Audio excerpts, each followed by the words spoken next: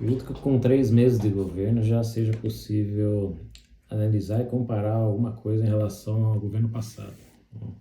O governo passado era muito criticado, eu estava até anotando algumas coisas aqui, alguns pontos, né?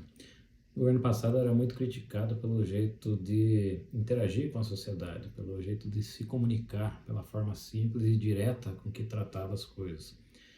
Ele era criticado porque, como chefe de Estado, como presidente da República, ele deveria ser um pouco mais, talvez não sofisticado, mas um pouco mais polido na forma de falar e mais comedido, talvez, nos seus impulsos, né? E, e era bastante criticado pelos efeitos que essa forma de interagir causava, né? Tanto nos mercados quanto na articulação, na própria articulação política e em relação aos outros agentes que interagiam com ele.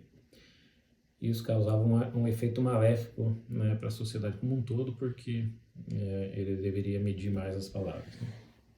E o que nós temos visto agora, nesse atual governo, a exemplo do que foi dito ontem pelo presidente da República em relação ao caso do Sérgio Moro, é justamente uma repetição, ou se não um agravamento dessa crítica que era feita no passado, né? Dessa forma de se falar com as pessoas ou de se passar as mensagens enquanto presidente da República.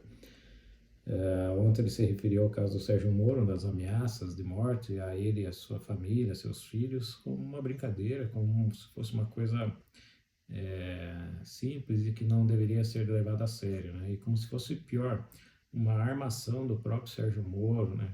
Talvez por uma questão política. Então isso demonstra o nível de governança que nós temos hoje, de governo que nós temos hoje, né? O segundo ponto que a gente pode falar aqui é em relação à ligação a suposta ligação que a família Bolsonaro tinha com milícias, né, no Rio de Janeiro. E isso nunca ficou comprovado, isso nunca teve nada de concreto ou prático demonstrando que existia tal ligação. Diferentemente do que vem acontecendo agora, né, onde o ministro Flávio Dino adentrou ao complexo da Maré, uma área controlada pelo tráfico e que somente quem tem autorização pode entrar lá. Então isso, se não for uma coisa concreta, uma comprovação de que existe uma relação duvidosa ou até mesmo inconsequente de ministros de Estado com complexos onde o tráfico domina, né? Então, assim a gente vai comparando coisas concretas com aquilo que era falado somente antigamente e não tinha nada de provas, né? Um terceiro ponto que eu notei ali em relação à economia, né, os preços, a inflação, a condução da política econômica, o grupo, né, como um todo, o governo como um todo, não só na economia, parece estar perdido, né? Aquilo que antes, até mesmo o governo do PT, o governo Lula, no passado, parece que tinha mais articulação, sabia mais do que estava acontecendo e, apesar da ideologia adotada, ainda fazia uma condução um pouco mais responsável da economia, principalmente, né? E o que não acontece hoje, né? Hoje, aparentemente, está uma total desorganização e não há qualquer articulação, seja no campo político ou no campo técnico, de uma área tão importante, né? Vive constantemente atacando a independência ou a autonomia do Banco Central, né? Independência ele nem tem, né? Ele é vinculado ao Ministério hoje da Fazenda, mas a autonomia que ele deve ter, né, para trabalhar de forma técnica na condução de uma das principais problemáticas que o Brasil tem, que é o controle da inflação. Então, diferentemente do que acontecia no passado, né, onde havia um ministro que sabia exatamente o que estava fazendo e sabia exatamente o que tinha que fazer e estava fazendo, né, correndo atrás das reformas, correndo atrás do controle fiscal e dando a autonomia devida ao Banco Central. para trabalhar do jeito que tem que trabalhar, né? Não se resolve taxa de juros, não se resolve taxa de câmbio, não se resolve a economia na canetada, né? Como todo mundo sabe. E o próprio governo petista deveria saber, porque já praticou isso no passado, não é? E incrivelmente não faz isso hoje, tá? Parecendo uma total irresponsabilidade por parte do governo central a condução da economia atualmente, né? E por fim, eu anotei aqui também a crise institucional, né?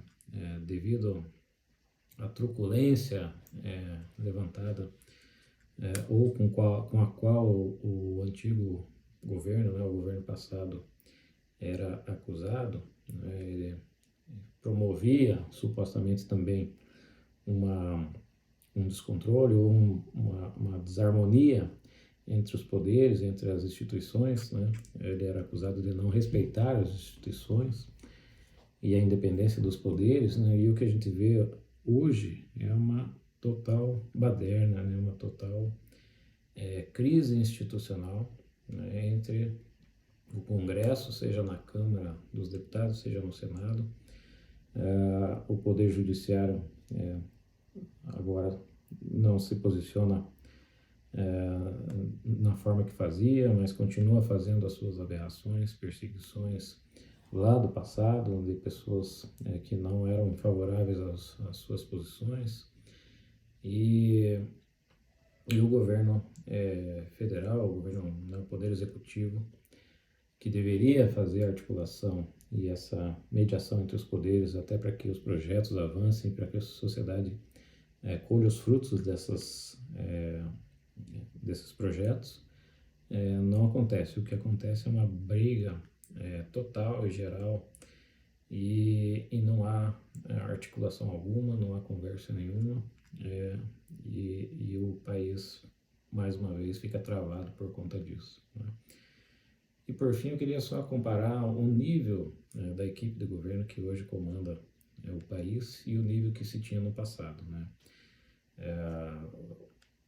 É só olhar a parte econômica, né? O ministro Paulo Guedes era uma pessoa do ramo, da área, um doutor, fundou banco, deu aula em universidades importantes, fundou universidades, fundou faculdades importantes de renome do mercado financeiro, enfim, tinha uma carreira brilhante e como ministro desempenhou um papel primordial para que o país colhesse bons números durante a gestão passada. O Tarcísio, né, o Tarcísio de Freitas tirou do papel muitas coisas difíceis de se fazer, né, como algumas privatizações, no caso do Porto de Santos, por exemplo, obras como o Rodoanel, outras de grande porte, a Ferroeste, então são várias obras que até inclusive passam aqui pelo Paraná, obras enormes de infraestrutura que a gente sabe que não são fáceis de se fazer andar. Marcos Pontes na ciência e tecnologia, o próprio Ricardo Salles no meio ambiente fez um trabalho excepcional a despeito do que foi falado dele pela esquerda e pela oposição à época.